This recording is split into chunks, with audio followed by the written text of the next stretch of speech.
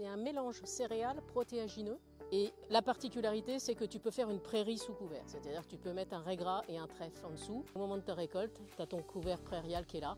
Il a pu bien s'implanter sous couvert, protégé par ton mélange. Le métail, par sa composition, vous apportez à la fois de l'énergie et de la protéine, vous avez une ration pratiquement équilibrée, un fourrage équilibré, sur lequel vous garantissez la teneur en protéines. Donc vous favorisez votre autonomie protéique sur votre exploitation. C'est relativement simple à intégrer dans les rations. Et puis sur l'autonomie et surtout la durabilité du travail de vos sols, surtout qu'un sol le plus couvert possible, c'est celui qui va produire le plus et qui va enrichir le sol également.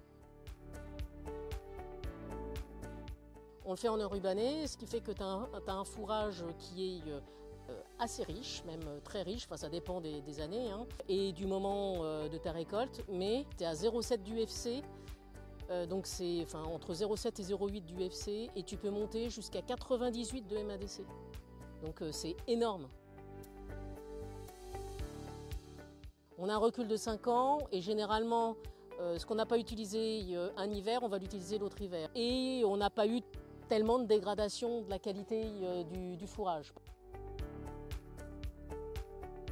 Nous, dans nos conditions, on ne l'utilise pas sur des très jeunes animaux.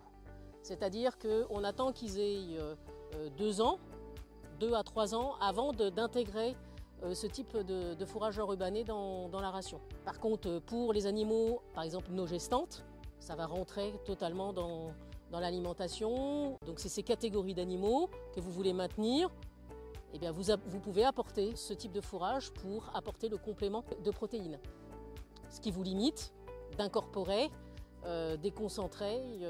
Donc là, vous respectez votre environnement, vous respectez vos sols et vous produisez de la protéine qui s'intègre très très bien sur des animaux en fort besoin.